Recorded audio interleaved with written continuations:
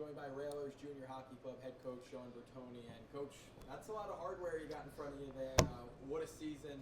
What a time to be a Railer. Yeah. I don't even know what to say, to be quite honest. I think you guys know more than I would. I think it's the first time it's ever been done, right? Regular season. Yes, that's right. Playoff champions. First time ever been done for E and P, same year, right?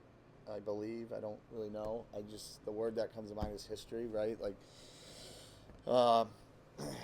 And this is pretty beautiful to look at, right? But this isn't what it's about. I know we have to do this. I have to do the interview. You guys got to do your job. But here it's about our players. We talk a lot.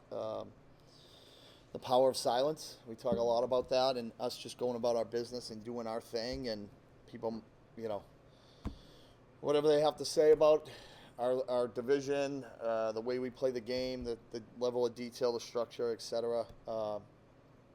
The credit's all to the players. We just play relentless.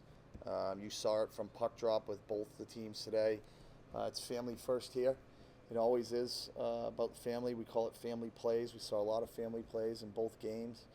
I'm just proud to be these guys' coach, to be honest. All I was doing is shuffling lines a little bit today. Like the guys were locked in. No disrespect at all with the Rangers, but at the beginning of the year, if you say you're going to outscore the Rangers 20-6 in 3 games, I would have thought you were on drugs, to be honest, because they were the best team last year. They knocked us out, and they were tremendous this year. DCAP does a heck of a job. They're very talented from the goalie out every year, right? They have usually the best, backcourt from goalie to D to forwards. They're very skilled. They play 200 feet just like us. I couldn't say enough about them playing against them. But, we wanted that, right, with them knocking us out. We wanted to beat the champions, right? But credit to the Rangers and tremendous playoff they had. Sean, you talk about doing your thing. Both teams come in and come out on the right side of lopsided victories.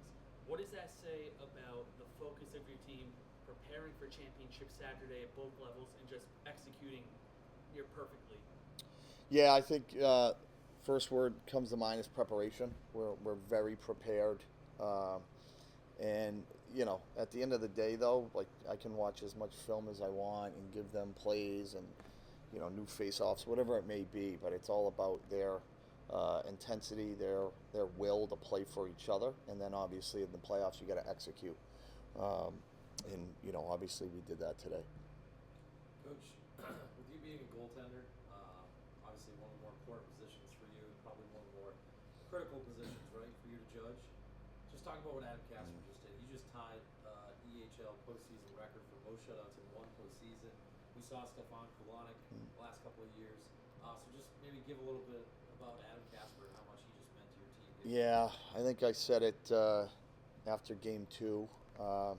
He had a bounce-back game. He gave up a goal and then 2 shutouts. And I'll be honest, at one point we were looking to bring in another goalie. It didn't faze him. And I think that speaks volumes of who Adam Casper is. He's going to be a very successful young man. He's a tremendous young man. He is team first. The guys love playing in front of him.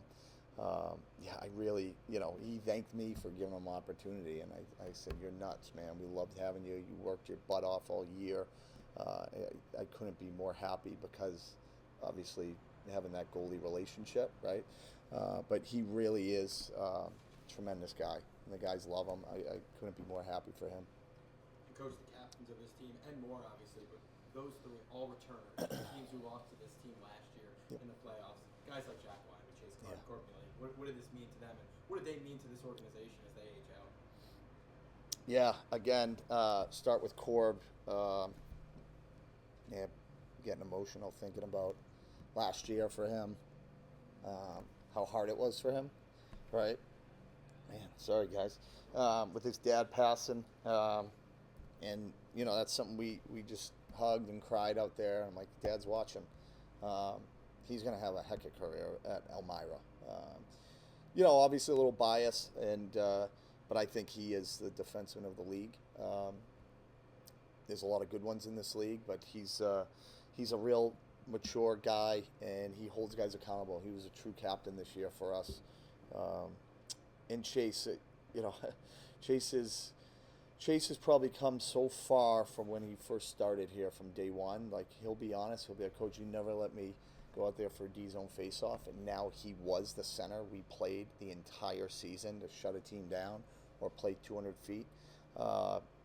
He's, you know, Keene's lucky to have him, to be quite honest. He's, again, just a hard-nosed 200-foot centerman. And, you know, Jackie, you know, I get frustrated a little bit with, you know, maybe some schools not offering him and doubting maybe his ability or his size. And I mean, he's the best player in the league.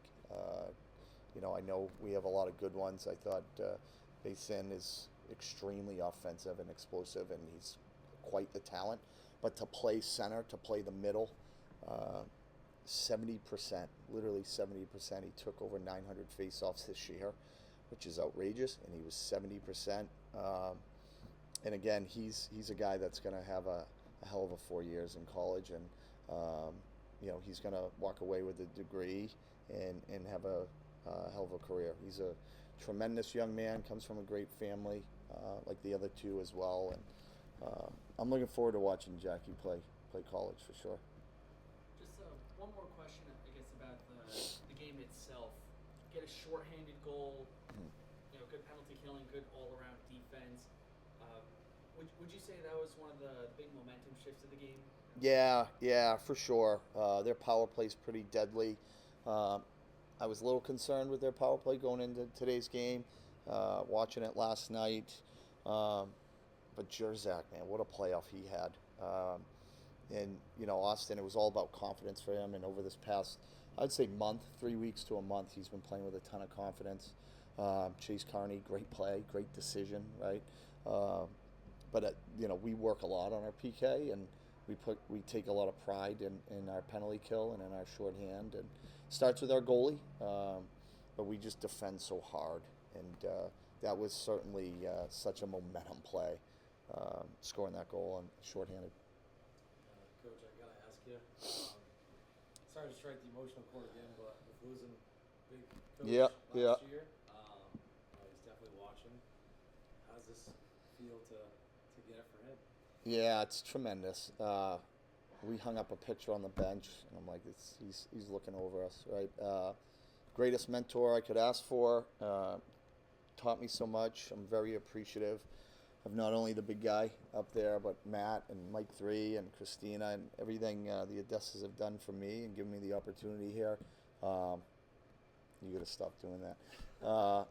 Yeah, he's probably still barking at me about my power play or something up there, but you know, to win the way we did with both teams, I told Matt, Odessa, and Mike, I said, literally the past 48 hours, all I had in my mind was, we have a 5-year plan. The big guy would always call me and say that. And, you know, this was year 5. He always said that. We have a 5-year plan. Matt and I have a 5-year plan. So to do it year 5 was almost like destiny, right? Like, we were determined to do it, but I think he was definitely watching us, man. For it not to happen last year and then it happened like this with both teams, it's memories. It's hard, you know. I from the bottom of my heart, I can't say enough about what he did for me and what they did for me. It's Coach Sean Bertoni of the Railroad Junior Hockey Club. Coach, thanks so much and congrats. Thanks, boys. Appreciate it.